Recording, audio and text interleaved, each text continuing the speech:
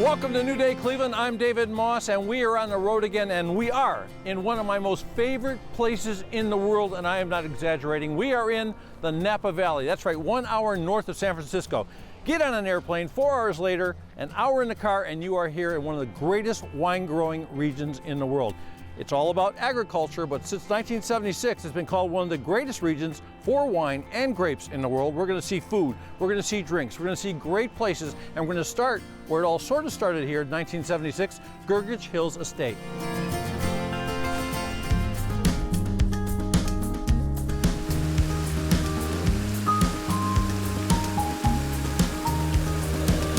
I guess the best place to start is in the middle of a vineyard, and the best vineyard for me for a lot of years has been Grgich. Thank you. Grgich Hills. And I was a big fan of the Chardonnay for a lot of years here. Like I remember driving down this highway in the late 70s, and you're like one of the only places out here. Yeah. We've been here for a while. It started here in 1977, so we're very excited about it. Mike Grgich and Austin Hills. People think Grgich Hills means it's a location, Grgich Hills, but we're actually two names. You bring up Mike's name, and I remember seeing him years and years and years ago. He's still around. How old is he now? He turned 93 April 1st. 93. So I would guess that Chardonnay wine might be good for your health. What do you think? Well, we like to think in general wine is, but he always says it's about the wine. So. It's about the wine. So when folks come here for a tasting, and I remember in the old days, there were tastings, like a few tastings, no one paid for them anymore, but now you pay a slight fee and you get to taste the wines here. How many different tiers of Grgich wines are there? We have basically 3 different tiers. We have a Napa Valley, which we're all completely estate grown. So all of our wines we grow and we make it here. We don't buy any grapes. We control the quality from start to finish. So we have a Napa Valley wines, and we also have a Mienko's wines. It's named after Mike Grgich. Mienko is Mike's original name from Croatia. And so those are basically for our wine club. And then we also have what we call Legacy Tier, which is some of our oldest vines, and that's sold in like the high-end restaurants, and also you can do a tasting here also. So a lot of variations. You can be a beginner, or you can, if you're really sophisticated and you come here often, you can go all the way up to the legendary wine. So yeah. So this all began too, I think, with a big win, a big international win, being the best wine, one of the best wines in the world. That's correct. So there was what's been called the Judgment of Paris, or Paris Tasting in 1976. And the blind tasting, all French judges picked 2 American wines. And one of them was the Chardonnay, came out on top of the best of Burgundy. And Mike Grgich was the winemaker for that. So. That is one of the biggest, coolest things, because I mean, back then nobody ever thought that we could ever compete with the European wines, and that was the first step for Napa Valley, really. It really drew a lot of attention, and after that, Mike Grgich got a phone call from the New York Times.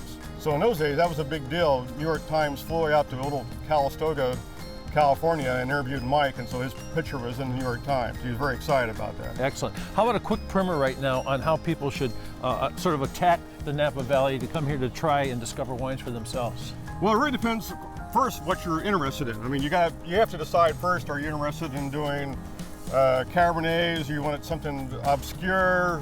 Do you want something that's easy to get to, right on Highway 29, or are you wanting to go off the road and drive a bit? So you really sort of have to ask yourself, what do you want out of this?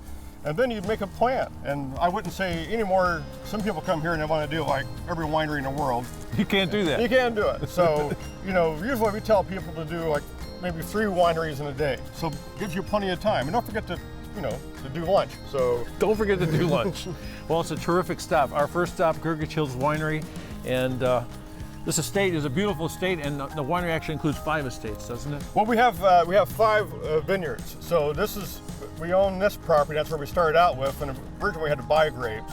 But over the years, Mike and Austin acquired. We have 5 vineyards now, all completely estate grown, and we grow all the grapes are grown organically. So there's no artificial pesticides or herbicides used in the vineyard. Excellent. Well, we've got a lot more places to see. Thank you very much. My pleasure.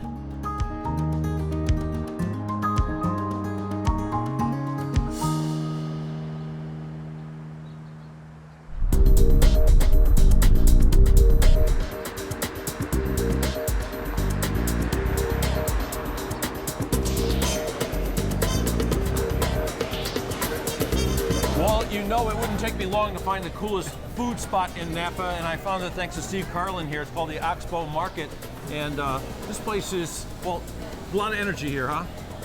This is sort of the heart and soul of the community, and it's built around 24 different merchants, and an insatiable appetite by this community to enjoy food and wine. And the best. Like I walked by this beet counter before. I understand this is one of those vertical kind of companies where this comes from the ranch. They bring it straight here, and I see porterhouse steaks like I dream about sometimes in my sleep. Exactly. This is all, when you buy here, this is a big part of the industry right now is food source. So this is a vertically integrated company. The people that are actually, the animals come from their ranch, they're butchered, and they're sold here. So everything that you buy in this particular store is actually grown on their ranch. That's great. And then of course you got the spices over here that come from all over the world. Most people have old spices in their cabinets. That's a cologne. Yeah, exactly. But what we try to do is to focus on the ingredients so that people can not only come and enjoy a social experience here in Napa, but they can also shop for food and go home and cook. So we try to make it fun. I saw a loaf of bread around the corner, and it was an $18 loaf of bread. Well, that was probably the 2-pound yeah, it was version. big and beautiful. It had salt on it, and she was telling me her chef friends cut that up, makes a pressed sandwich out of that. That's a great company. That started out in farmers markets. They're based out of Petaluma.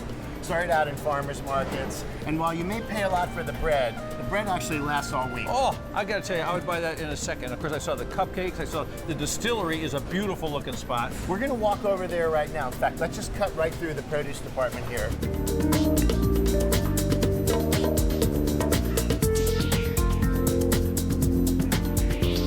Well, I wandered past some vegetables and some beautiful produce over there, and now I found like this is heaven in a way, isn't it? Well, one of the great things about Oxbow is that these are all owner-operated businesses.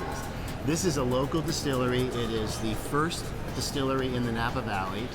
It sells products that they make exclusively. You can buy Sauvignon Blanc vodka here that they actually produce. So it's fun to come in. There's a lot of stuff here to do, and I'm glad you came by. Let's go over to the other building. What do you mean another building? There's another building with more stuff in it. We've got the charcuterie, we got a bakery. Okay, let's go.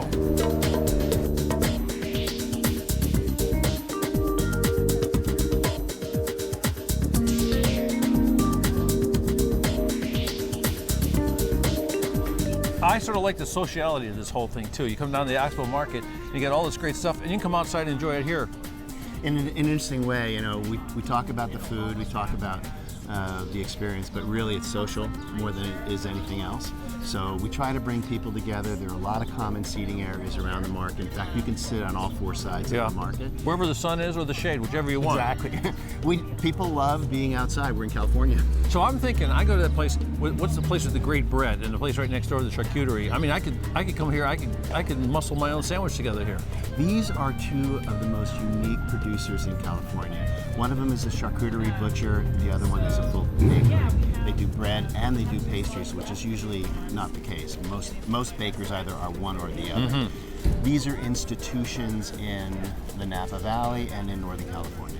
So this would be sort of like the backbone of the Oxbow market? These are production facilities. We try to make sure we have a good blend between people actually coming to eat and actually being able to shop. Yeah. These two epitomize what we're doing in shopping. Steve, I gotta tell you, I'm the kind of guy that, well, you know, people like to go to art shows, like to go to the movies. Yeah. I like to find the best markets I've ever seen before, and I tell you what, Ferry Market that you had a great deal to do with, Oakville Grocery, I tell you, I love that place. Anytime anyone comes this way, I say, go to those places, check them out. This is the guy that created them. This is the guy that's doing the Oxbow market now.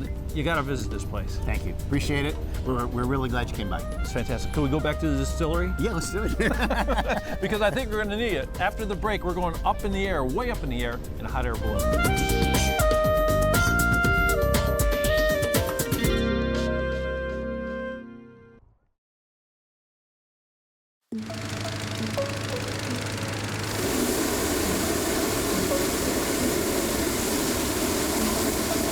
Welcome back to New Day Cleveland, our very special road trip to the Napa Valley in California with Jay Kimball right now. And we talk about trying to see the Napa Valley. You drive in here, you see little bits and pieces of it, but what's the best way to see the whole thing? Of course, from the platform of a hot air balloon floating over it. Balloons aloft here in Yountville. I gotta tell you, Jay, it's a thrill to meet you, number one. Thank you very much. And number two, no matter how many times you see this, it's a thrill to see a launch, isn't it? Yeah, we've been launching out of this parking lot since 1978.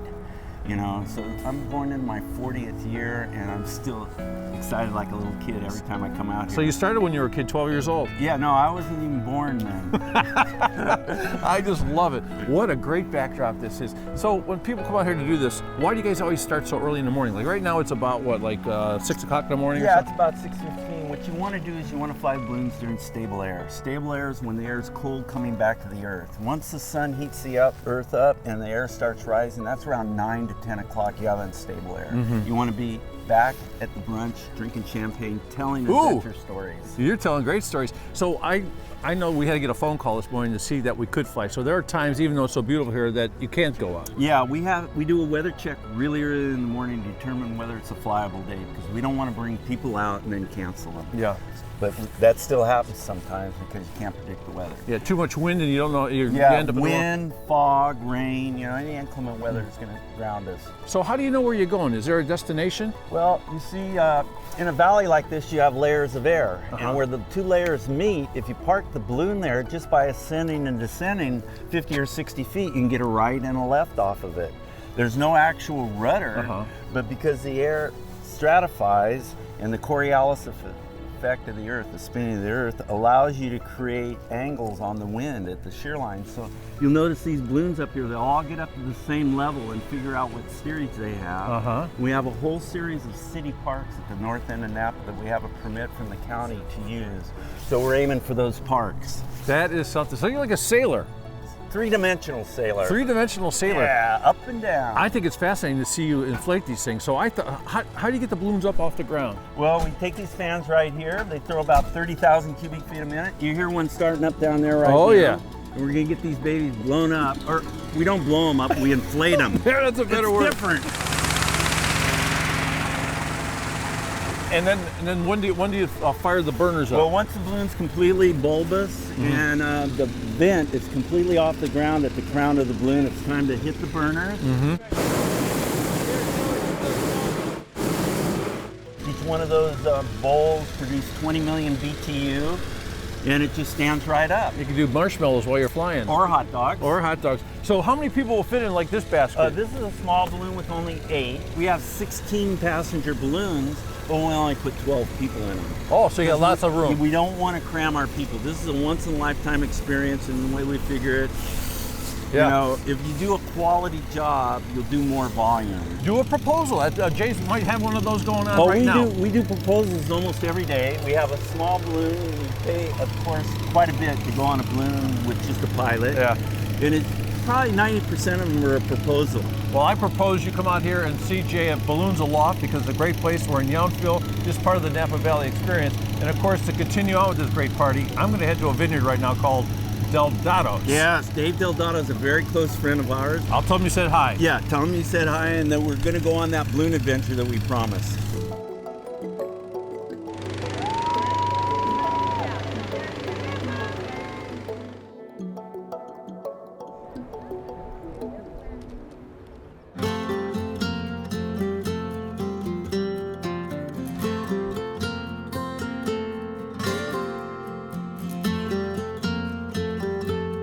Well, I found out you do not need a hot air balloon to find Del Dotto Vineyards. I found Dave. Hi. They call you Triple D? Triple D, yeah. Dave Del Dotto. Del Dotto. Now I got a good pronunciation. And I got to tell you what, when you pull in here, it's like this long, beautiful drive. But when you see the building, you think all of a sudden you've ended up like in another country. Yes, a little bit of Venice and Tuscany here.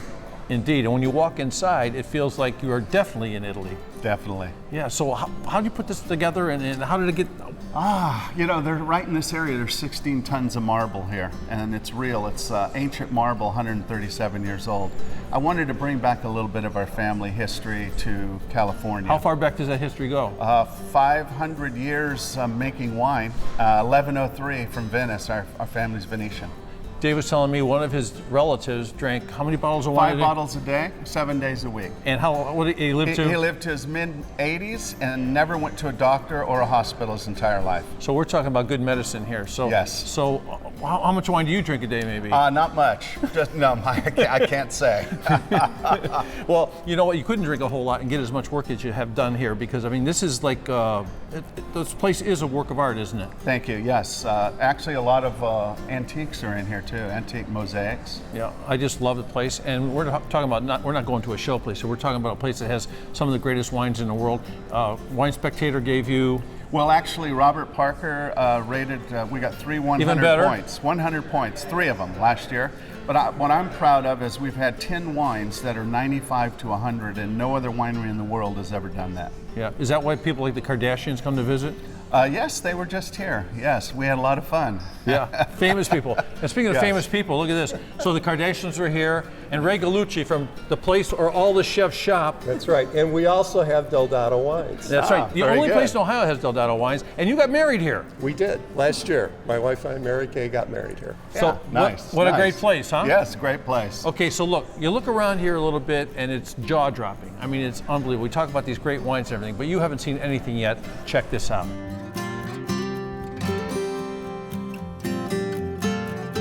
Now Welcome to the Sacred Caves. Now this is spectacular. How long is this This walk? is a little over a football field long. Over a football field long, and at the end of this football field, we're going to find The best wine in the world.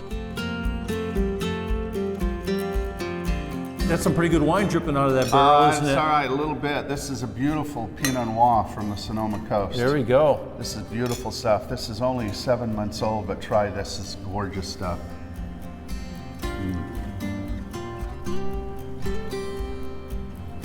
Rich, huh? Beautiful. Doesn't even get in your mouth hardly, and it's wonderful. Melts in your mouth. Melts in your mouth. People can come here and buy a whole barrel of this wine? Some people do, but they can actually buy whatever they want, a bottle out of any barrel that they want. And we have all different barrels from all over the world, and we have several vineyards here in Napa. And so you can order what you want right out of the barrel. What's so great about this too is you have the tour, and you can buy wine, but when you go on this tour, you hear a story that's so magnificent. I mean, I had a chance to walk down this hall earlier with your wife, and at every alcove, she stopped and told me a story. Yes, we have the history of wine done in tiles. A lot of people don't know where wine came from. It's the oldest medicine on the planet Earth. Healthiest thing you can drink every day. This is all good news, you know. This is good news. This was all a dream right here. It feels like a dream, and your wine tastes like a dream. Thank you. It's well, fantastic. Napa Valley wine, can't beat it. Dave Del Dotto. Del Dotto. I got it right that time. How about that? And if you come here and you taste some wine, sometimes you even have food events, don't you? Yes, we do. We actually have French Laundry chefs here that work here, and we make pizza for you. We give you charcuterie, fine meats, handmade meats, and pretty soon wine and food pairings all day long. Can you tell I don't want to leave here? I don't want to leave here. Dave, nice meeting you. Thank Good you to very meet much. you. And to your family, a fantastic family. Thank you very much. Coming up after the break, more from the Napa Valley.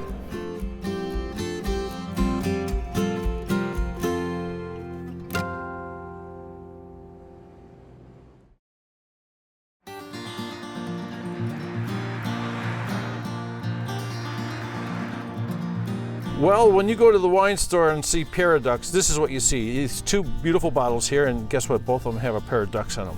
We'll talk about that later. But when you come to the Napa Valley, this is what you see when you go to Paraduxx. This is unbelievable. It's like heaven here. PJ, what's your job here? So I'm the director of estate viticulture. I'm the vineyard guy. So how am I doing so far? You're doing perfect. I got to tell you something. When we came in this place, it was great. It's how far is this like from St. Helena and? So you're right in the middle of the valley. You're about 10 miles from St. Helena being north of here, and you're about 10 miles from San Pablo Bay to the south. I follow this beautiful brick wall, stone wall into the place. I come inside. I see what, guitars? What's that about? There's a lot of guitars. This is a true California vibe. So you can't have California wine and California views without a little music. So is it safe to say it's a hip place? It's hip. It's a hip place.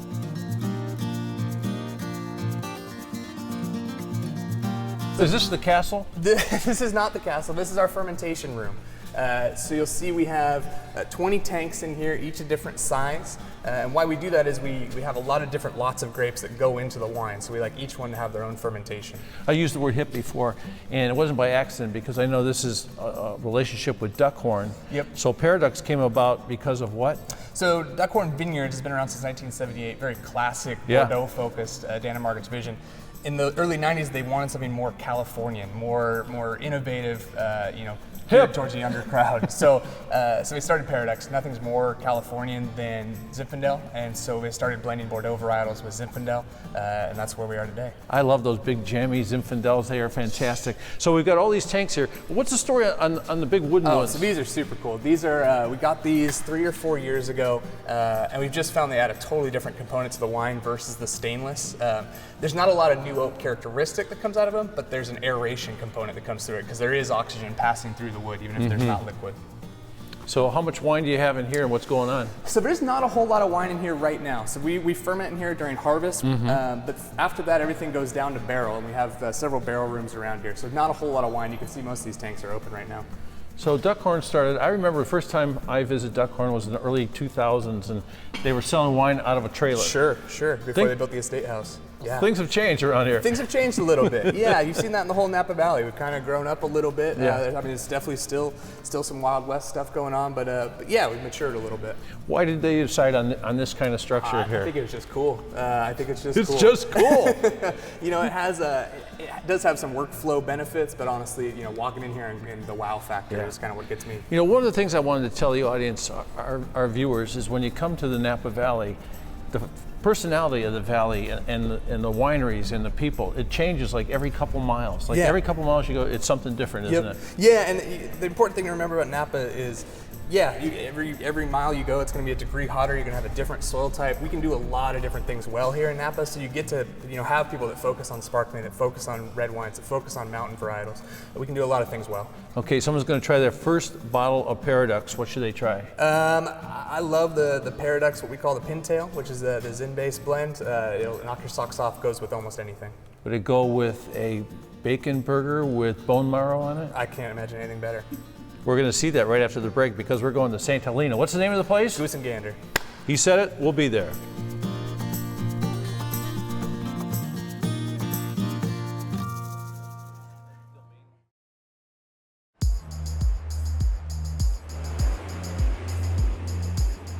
Welcome back to New Day Cleveland. It's a road trip. We are in the Napa Valley in Napa, California. Well, not exactly Napa, California, the Napa County part of California, but right now we're in a great little town called St. Helena. So every time you drive a few miles, it changes in the Napa Valley, and here in St. Helena, it's the Goose and Gander.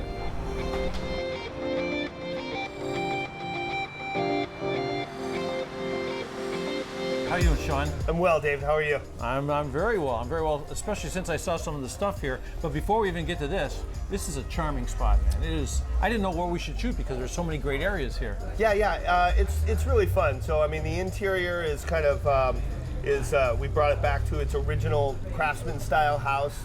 The house was built around turn of the century by Walter Martini, who was an international opera singer at the time. But what he was really known for up here is he was a pretty prolific bootlegger. There you go. That's what we're talking about. Yeah, absolutely. And the bootlegging operation that he had was run out of his basement, which is where we built our bar. You should see this bar. It is so beautiful. I just love that. I mean, we almost wanted to go down there, but it's so nice outside here in the Napa Valley. We thought we'd sit out here. Yeah, it is. I mean, it's the best of both worlds. It's nice when it does get warm because the bar is kind of a cellar, sort of akin to a wine cellar. So we do get a lot of locals that like to hide from the sun down there, or just hide in general. I mean, it's beautiful, all the glasses hanging, the bottles and all that, but I gotta tell you, once again, you get out here on the patio, and I understand that this is one of those places that a lot of celebrities will pop in and out of, anonymously. Yeah, we do. We get a lot of rock stars. We had a few of the Foo Fighters in the other day, and a few of the Red Hot Chili Peppers when we had Bottle Rock down in Napa. LeBron James. LeBron James. We had Coach Bill Cowher was in here the other day. So yeah, they come up and it's nice because they can just hang outside in the garden and just be like the rest of us. Let's get to it. I mean, this is a beautiful staff here too. You should see them all. Not just the handsome Sean here, but we got great staff here, friendly, lovely people. But this is where you bring it home right here. And there are some great drinks here. And maybe we start with this one here that looks like it's got some kind of berries on it. Sure, hands down the most popular cocktail on the list right now. That's our Cucumber Collins. So little pickled huckleberries on top. Over here we have a Pisco Sour. We have a Bali spiced old fashioned. That looks really great with an orange peel on it. It is. So this is a tequila based cocktail here. This is the Tribute. and then we have the Maze Runner here. So, I mean, you know, again, being in the heart of wine country and taking advantage of the bounty that's around here, we thought. Is that dill or what is that on there? I don't What is know. that? Yeah. This is pretty cool looking. Put that back. There you go. Get after it. Yes. Yes, Good absolutely. dill. Yeah. So it's nice. It's a whiskey-based cocktail, so the dill kind of complements the whiskey really Put the well. dill in there, you got a dill pickle. Absolutely. There you go. Nice. Hey, so we have some great grilled items too. This salmon, this grilled salmon looks so beautiful. Oh, fantastic. Again, we try and take advantage of the bounty that is around us. So, I mean, the produce in Northern California, you can grow everything and anything. So here we are kind of late spring, taking advantage of the early tomatoes, salmon, and then this is a... What did you do to this cauliflower, Sean? We grill it, so over open fire. So we'll cut the big cauliflower, we'll grill it, and then there's a little raw cauliflower on there as well. Some sliced almonds, cilantro, harissa. This is a great idea. Yeah, thanks. You goose and gandered the cauliflower. We did. We goosed and gandered it. It's summer on a plate. So, It's almost time for you to say goodbye, but I wanted to mention the trained fish. You have trained fish here. we do. The koi pond over there, those guys, if you're real nice, they'll let you scratch their nose. Yeah, I know they will. So, They come right up to the folks. They huh? do. They come right up. You get to pet them, and they'll say hello, and they have as much fun as we do. Yeah, everyone has a great time here. Well, it's a terrific spot, that's for sure. Thank you. Thank you so much. Everybody works really hard. St. Helena. St. Helena, Goose and Gander. There you go.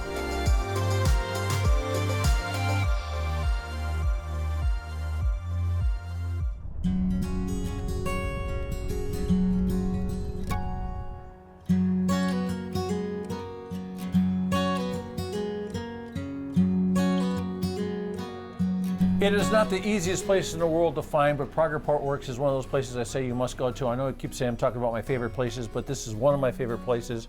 Richard, Lenny, how are you? Good, nice to meet you. And I think the first time I met you guys here, there was a fellow here who looked a little bit like Santa Claus. Yeah, that'd be my father-in-law, Jim Prager. Oh, he's your father-in-law? Yeah, he started the winery back in 1979. He was the main guy out here for many years. Maybe 13, 14 years ago, he retired. Yeah, I thought it was such a cool place when I came in here. It reminded me of like an old Little Abner thing, you know, like a little bit of dog patch in there, you know. You got all this money on the walls. You got ribbons. You won all kinds of crazy awards here, huh? Yeah, see, people have liked our wines over the years. Your wines. Now, I said the word port, so we're talking about ports, right? Well, port wine, that's Port- right. Port port is its wine. style of wine. I see you got some jugs over here. Which one should we crack and taste? Well, we're going to start. The first thing we do is we have 5 wines as our normal tasting. We have a Petite Syrah. We only make one red dinner wine right now. Oh, okay. So the first thing we taste is a little bit of Petite Syrah. So this is 100% St. Helena Petite Syrah. It's a big steak and potatoes, rack of ribs dinner wine. Oh yeah, it's good. It's big. Yeah, it's big, but it's got a smoothness to it. What makes port special? And let's taste one and tell me a little bit about it. So the process of making port involves adding grape spirits, which commonly people think of as brandy, to fermenting wine. And what that does is actually bring the alcohol up to at least 18% with those grape spirits. It stops the fermentation, leaving you with sweetness. So you're going to have a sweet wine that has a little higher alcohol. When would you drink this? Like before dinner, after dinner, during dinner? Traditionally, ports are used after the meal. Commonly, in Portugal, they'll have them with the meal, but in the U.S., most people have it at the end of the meal. This one with dark chocolates and with cheeses. With It is nuts. delicious. Big and dark, and this style is a vintage style port, so it's age-worthy. Other ports are not as much age-worthy, but the vintage ports are intended or can be aged a long time in the bottle. This is a beautiful thing. Now I see it says white port. So why would I want a white port, or what's a white port good for? So there's many different styles of port. Most Americans are unfamiliar with white ports. Me? Yeah, white ports are traditionally used with food as opposed to the end of the evening as a starter wine, as a cocktail, or with things like cracked crab and lobster and butternut squash. Oh, let's bisques. try that. Let's see It's a what's very going on. unusual style. It has almost this 2-part flavor to it, kind of like a baked apple up front, and then you swallow and breathe, and a couple seconds later, a lot of people identify something akin to a hazelnut and buttered popcorn. Hey, look at this. President Eisenhower. He's keeping an eye on us. I like that. That's pretty cool. Okay, we're going to try this. Oh, that's a different world, isn't it? It's a completely different style. Like I say, most Americans are unfamiliar with it, so it's a real discovery when people come in here. That's good. Is that a pretty color too, huh? Yeah, so we like that golden color it picks up. It's in barrel for about 3 years. Okay. And how much money do you think you got hanging around this joint? My money goes in my wallet. This is great. Hey, it's a great place to stop. I'm sure you'll enjoy it. It is terrific.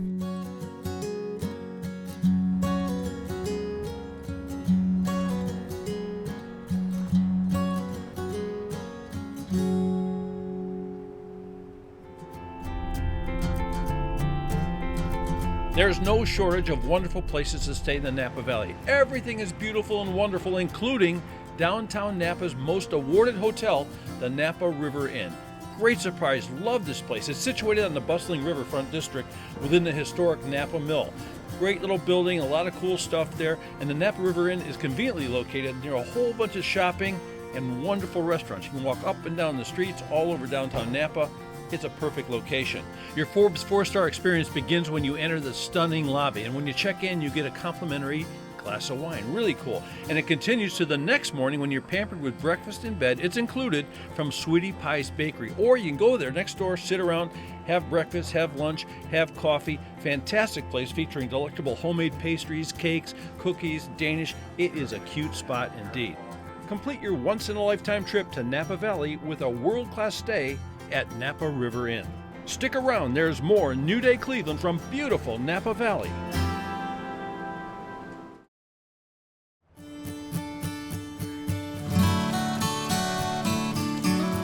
Welcome back to New Day Cleveland. We are in Napa, California, having a great time, and we are visiting one of my favorite spots, a spot I visited with my wife many years ago for one of our first lunches, Domaine Chandon.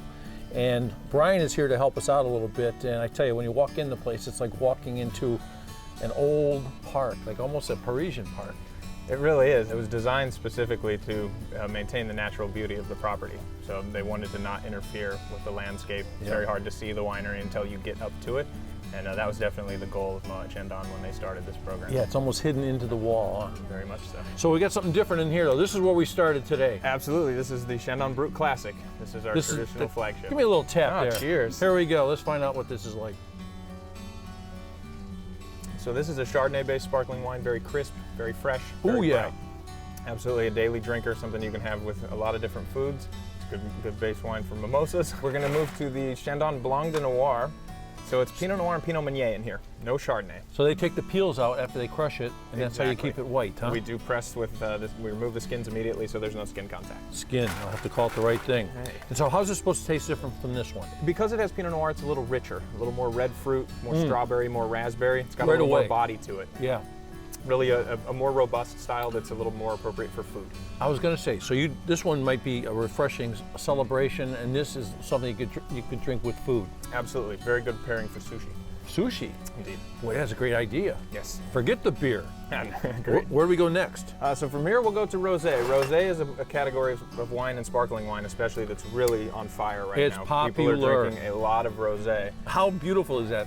Absolutely. The color comes from a little bit of Pinot Noir that's actually fermented on the skin. What would you pair this with? I think prosciutto, charcuterie platter is really good, fresh fruit. It really has a creaminess. What a great idea for that. Absolutely. I find something interesting about champagne. Like on the surface, it would seem so elite. You see it at the big parties or you see it at celebrations, but it's really a great casual drink, isn't it? It is, and that's a misunderstanding that a lot of people have. Americans don't think of sparkling wine as a, hey, let's drink it every day kind of thing. Yeah. It's for celebrations, whereas it's a really versatile wine with food, and it'll make your day better no matter what's happening. And how about opening it? You're supposed to open it like they do with the race cars or when you win a championship? Technically, no. The idea is to, A, be in control. That cork can come out of the bottle and be a little bit of a projectile. But B, you want to make sure that actually you don't cause all of the wine to come rushing out of the bottle. That's fun when you just won a Grand Prix, but not necessarily when you want to pour it for your mother-in-law, say. So it's really, the idea is to be as controlled as possible, and I can give you a demonstration of that if you'd like. Okay, let's do it. Let's check it out. Okay, so, here we go. We'll take this bottle. We'll dry it off and make sure we have Is that a hold tricky of it. way to get them to open another bottle or It is. what? Huh? Look Very at that. sneaky. So you're going to find the little tab on the foil. You smile a lot, so I know you're having fun. I am having fun. This is the greatest job in the world. I can't complain. You get the foil taken off. You don't need that. And then you're going to take this little guy right here, this little cage, and you're going to twist 6 half turns. Every single bottle of sparkling wine, the cage will take 6 half turns in order to open that. Now this is where it gets important. You've got to put your hand or a towel over the top to make sure you control the cork, and then you're going to twist the bottle, not the cork. And you should get a very gentle. Did you hear that? And now you have an open bottle of sparkling wine, and you haven't taken anybody's eye out. That's perfect. That's I think the that idea. should be the new day theme song. How about that? I like it. That sounds good. Domaine Chandon, check it out. It's a great way to start the afternoon or finish the day. Indeed. Champagne is good any time of day. I agree with that 100%. There you go. How about some more wine? We're going to head to a place called Cellars. Thanks a lot. Absolutely. Thank you, David.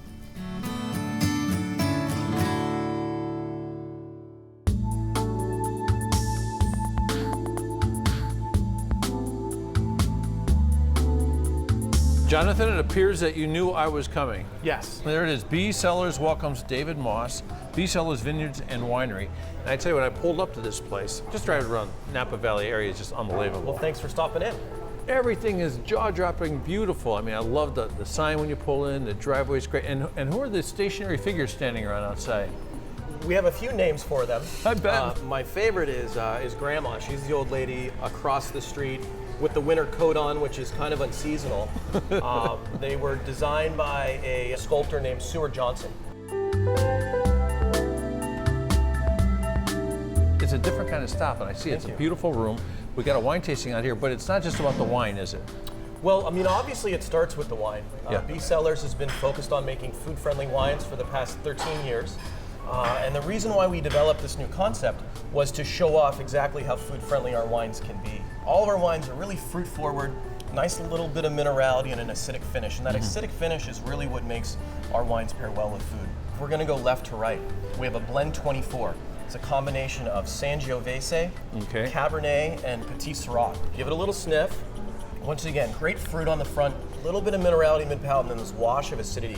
And that's gonna pair really well with our duck confit and blue cheese stuffed date with a little bit of pistachios. I love it too because the chef has it a little crispy on the outside, tender on the inside. The way it should be. Pistachios. What's the one next to it now? What's going on here? So it's good. The dish next to it, it's a crispy chicken thigh, and it's served on a little bit of almost like a warm toasted pasta salad. And we have a cherry gastrique, and that gastrique was made with a reduction of this wine that we have. And this wine, it's actually on the table. This is our Grgich Vineyard Cabernet, 2013, single vineyard. Grgich Vineyard is about a mile away from us. They have 2 acres of Cabernet. We buy it all, and we make this really delicious example of a Napa Valley Cabernet. Whoa. Right? Yeah. That wakes you up. It's a big fella. Yeah, but you still, once again, big fruit forward, nice minerality, and then just wash of acidity. And you're gonna see some of these cherry flavors in the wine really mirrored in this dish right here. There you go. And that crispy chicken skin, it's just so delightful. It's terrific. Okay, so now we roll, this looks like a piece of beef here to me. Oh yeah. So this is a little bit of sirloin. We did a cappuccino and chocolate crust. It's served on a little bit of a jus with a blackberry. And we're pairing that with our blend 25, which is a combination of Cabernet and Syrah. Wow, it's amazing how much flavor's in these little tiny dishes. Yeah. The chef is influenced by the wine, so we taste the wine, we build the profile, and then we look at what's seasonal, what's local, and we build these little bites to really mirror the flavors in the wine. Okay, so we invite guests to come to Cellars. They should call in advance, get a reservation. And you know what's cool is you get this, it's got your name on it. It's sort of, you could surprise somebody. I mean, make it, they don't even have to know you're coming here, and they see that, they come in, they see their name, they're gonna have a great time with it. The food is terrific, and you could do it almost like a snack in the middle of the afternoon, so doesn't have to be lunch, certainly doesn't have to be dinner, but I gotta tell you, the most delicious food I've had the entire trip I've been here. Well, thank you. Tiny little bites, but man, they are big and tasty and fantastic wine. Jonathan, thank you so much. My pleasure. Cellars. Really appreciate it. Yeah, I love it a lot. I love the place. I'm gonna go out and talk to Grandma.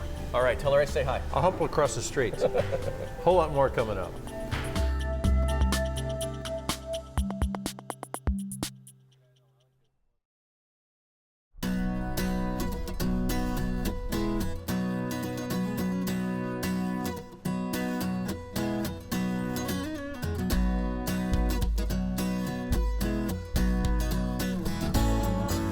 Welcome back to New Day Cleveland, and you are in for a big treat. This is Nick standing here next to me, and Nick is sort of the overseer, the owner, the keeper of one of the most beautiful places in the world. That's right, we're in the Napa Valley, but we're near, it's called Calistoga, is it? This is Calistoga. There's the Calistoga AVA and Calistoga. There you go. So anyway, we came out to this place called Jericho Canyon, and we met your lovely wife, is it? Not quite, maybe soon. Well, after meeting her, I think maybe you should do something about it, pal, because this lady knows what's going on around here. This is one of the most magnificent places on earth, isn't it? I think so. Yeah. Growing up here, but it's a pretty unique property. So we look down here, this is where you live, and there's the winemaking facility. And we don't see your wine in stores in the Cleveland area, do we? No, we're a pretty small winery and vineyard up here, so we only produce about 1,500 cases on average a year. So everything comes, for the most part, directly out of the winery. So people buy your stuff, well, how do they buy it? Like online or different places, or they come right to your place? Normally they'll call us, email, or they'll be right here on property. We like people to see where it comes from. Well, we just saw where it comes from, I gotta tell you. So as the camera sort of searches the grounds up there, what's the elevation up there near that beautiful home at the top? We start at the bottom about 200 feet, and then at the top it's about a 1,000-foot elevation gain. So it's quite steep, up to about a 55% slope, very intense. And we're talking more than 100 acres here? Whole property is 140. The vines are just 40 acres on them. Okay, so you make wine like the old style European way, right? We have a French consultant, Michel Roland, who helps make the wine, and so we do have a bit of a French influence here as well. So what I really want to get to is the fact that in this 100+ acres, you've got how many different kind of climate zones? Because as you ride around this area, you feel the temperatures change, you see the difference in the soil, the sun direction. There's so many factors here, aren't there? There are, everywhere on the property has its own unique little climate, their own little microclimates. As you go from the bottom to the top, you can have about a 10-degree temperature difference. Every turn and curve on the hillside is different sun exposure, different soil. It's a special place. It's like working with 40 different vineyards, and we'll do it that way. We'll make 40 different wines almost and blend them to make 2 cohesive blends. His grandfather started this place, and his grandfather's passed now, and his grandmother. So I asked him, I've been asking everybody since we've been in Napa Valley, like, well, how old were they? 94, you said? Right about there. So all the people I meet around here, they're all like in their 90s. And what do you think attributes to that? It's just where we are, I think. I mean, we have a second generation Jack Russell here as well, who's about 17 years old. There you go. So everything seems to live a little longer. Yeah, well, I think you get some great exercise here too, and it's just a fantastic place. So how would you tell somebody to get here? Because I know you have to sort of drive through the canyon to get here. It's Jericho Canyon, right? It is, yeah. We just had, I noticed about a couple months ago, Google officially named this Jericho Canyon on the map. Oh, so that's what it is? Canyon before, but we send people directions because it is a little hard to find. We're not on any main road, so people need to actually be looking to end up here. Well, Nick, I got to tell you, thanks for having New Day Cleveland out to Jericho Canyon, and we're going to try some wines too. And you know what? You can try some wines too if you come out here to the Napa Valley area. And Napa Valley area, it's about 17 miles wide, about 18 miles wide, and about 40 or 50 miles long, I guess. Right about there. Right about there, and there's so many different things to see and do here, as you've seen on the show. We visited wineries that are very commercial. You see in all the grocery stores. We visited Nick here at Jericho Canyon, which is a vineyard where you come and visit and you can buy wine that way. And of course, you got all the great restaurants. You go to St. Helena. It's like going to a little town back in time. You can't beat that, which is just fantastic. So much here for everyone. Remember, it's an agricultural area. It's about wine, but it's also about food. It's about fun. And you know what? I have fun when I go to Cedar Point, but I'd rather come here. As a matter of fact, you know what? This is the second most visited area in California, the Napa Valley. What do you think is number 1? Disneyland. So going to Nick's is almost like going to Disneyland. Thank you very much. Thank you. Thank you for joining us on New Day Cleveland. I'm David Moss, and we'll see you on the next one on the road. So long.